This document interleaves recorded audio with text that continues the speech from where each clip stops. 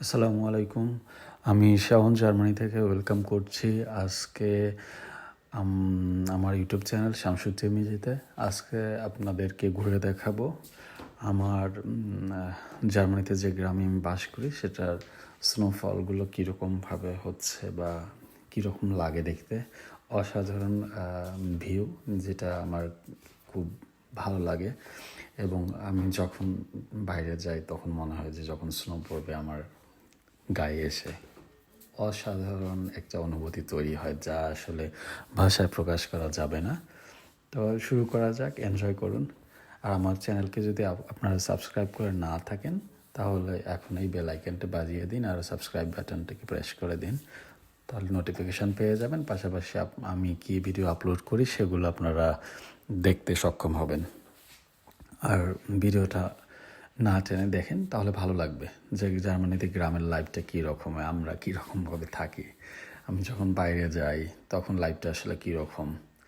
এখানে কষ্ট আছে, নিজেকে তৈরি করার মতো অনেক বিষয়ও আছে, আবার নিজেকে খাপ খাইয়ে নেওয়ার জন্য অনেক যেগুলো আপনার পোশাক আশাকের বিষয় থেকে শুরু করে চলাফেরা, খাবার দাবার, নিজেকে ফিট রাখার জন্য হাঁটা চলা। বাইরে তো যেতেই হবে, সারাদিন তো আপনি রুমে থাকতে পারবেন না।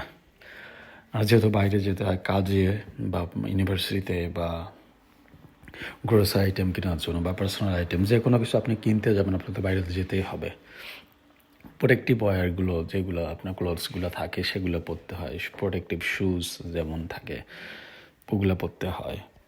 তা যদি কেউ ভালোভাবে সব কিছুকে মেনটেন করে তাহলে খুবই এনজয়েবল স্নোফলগুলো।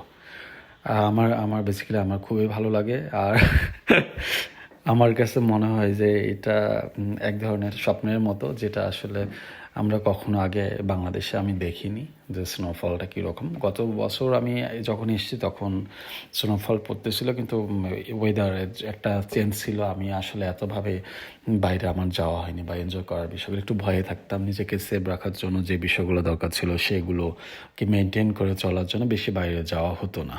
কিন্তু এবছর আমি যেহেতু এক বছর আমার হয়ে গেছে, গত বছরের এক্সপিরিয়েন্স থেকে মানে কীভাবে চলতে হবে বা নিজেকে সুস্থ রাখার জন্য কোন বিষয়গুলোকে মাথায় রেখে কাজ করতে হবে বা চলতে হয় সেগুলো মাথায় রেখে চলছি। ইনশাল্লাহ এখন আর সমস্যা হচ্ছে না।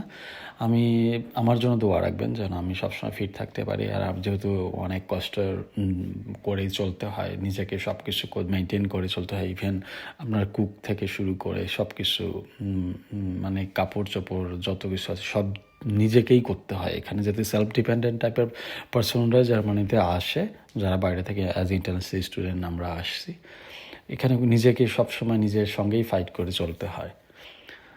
তা আশা করছি যে ভিডিওটা আপনাদের ভালো লাগবে এবং আমার গ্রামটাকেও ভালো লাগবে, কারণ এটা একটা ছোট্ট একটা গ্রাম মুন্সিবার্গ, কিন্তু এর নান্দনিক সৌন্দর্য আছে যেহেতু পাশে লেক থাকে, বিভিন্ন ধরনের আছে। ইভেন যে ওয়াইন টারবানগুলো আছে এখানে খুব কাছে, যেটা আসলে বিভিন্ন মুভিতে বা কোথাও আমরা আগে দেখেছি বাংলাদেশে থাকতে। এখানে এটাকে খুব সচরাচর আপনি হাঁটলেই চোখে পড়বে এরকম লাগে। আমি আগে আমার গ্রামটা অন্য অংশ দেখিয়েছিলাম, এখন আরেকটা অংশ দেখাচ্ছি, কারণ একবারে আসলে দেখা সম্ভব হয় না সব কিছু।